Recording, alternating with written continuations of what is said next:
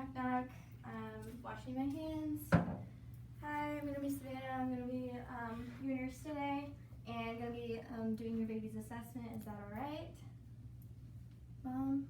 Yes, that is okay. Okay, great. So I'm checking baby's wristband and comparing it to the mother's to make sure that it is indeed the correct baby, and it is. So I'm gonna be begin the assessment by trying to do like the least invasive stuff first, because I don't want baby to cry. So I'm gonna go ahead and try and listen to the baby first, listening to its heart rate, breath sounds, and bowel sounds. So listening to the heart rate, which should be within 110 and 160, and listening to respirations, which should be between 30 and 60. The baby's breath sounds may be a little bit shallow, which is normal for babies, and also then listening to the bowel sounds, making sure those are active. So those are all good. Okay, moving on to the temperature for the baby, because that may be a little bit more invasive and cause the baby to get upset. I'm going to go ahead and take the baby's temperature, which should be between 97.7 and 99.5. So that's great. Alright, moving on to baby's assessment, where I'm actually feeling. I'm going to be feeling the head for any like molding, for the suture lines for fontanelles, and making sure there's no capitocecum or cephalohematoma.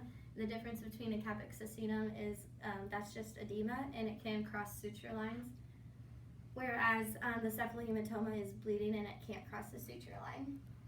So making sure there's none of that. I don't notice any bruises or scratching from what I've seen from the birth, which is good.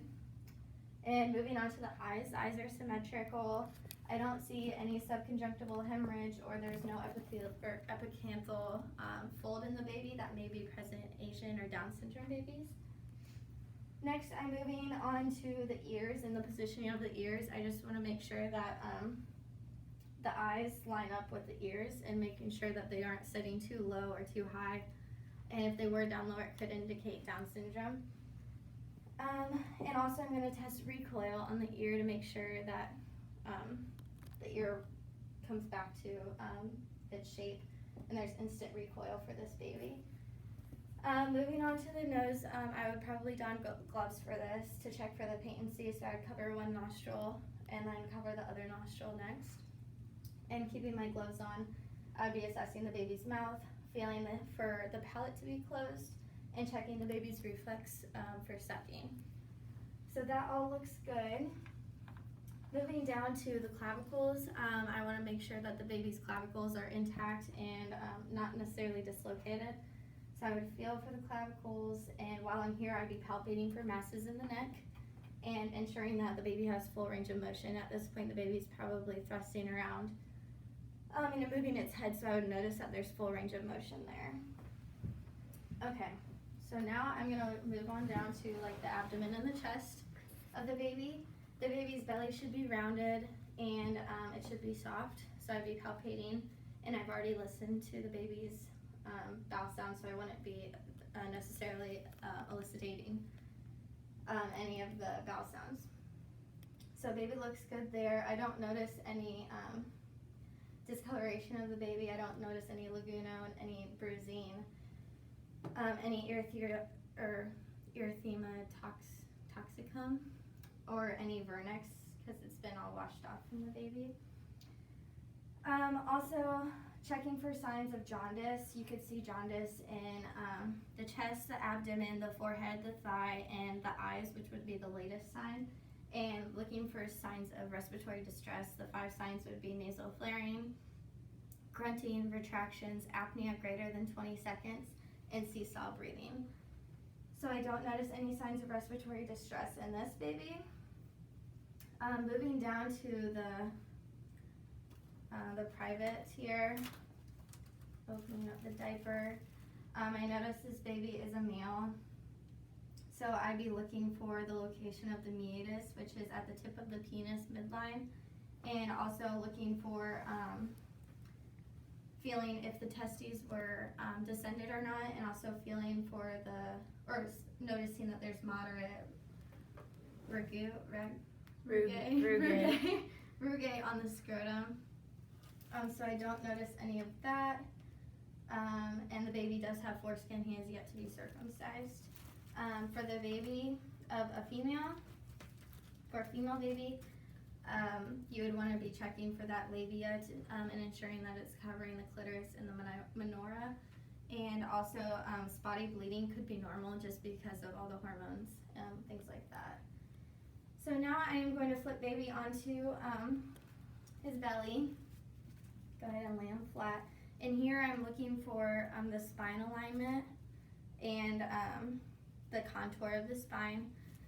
So I got to take off baby's clothes a little bit and expose him, making sure that the spine is straight and things like that.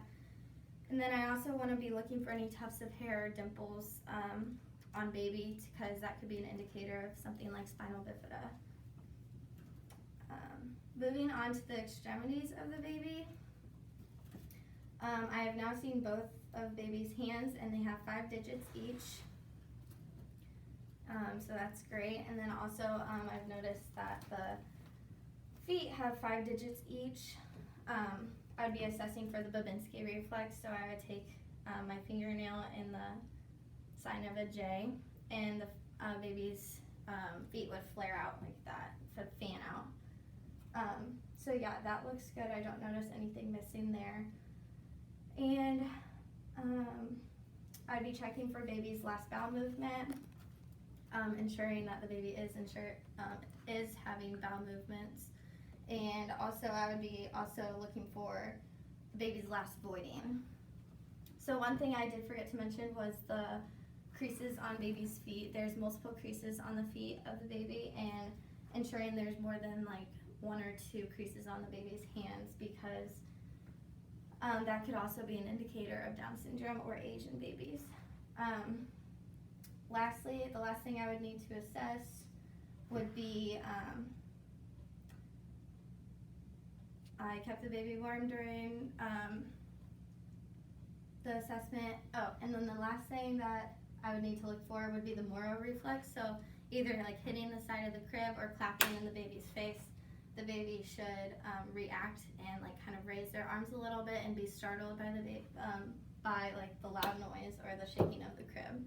So the last thing other than the stools would be making sure when the last time the baby was fed, which you would probably ask the mom that question. So Yay.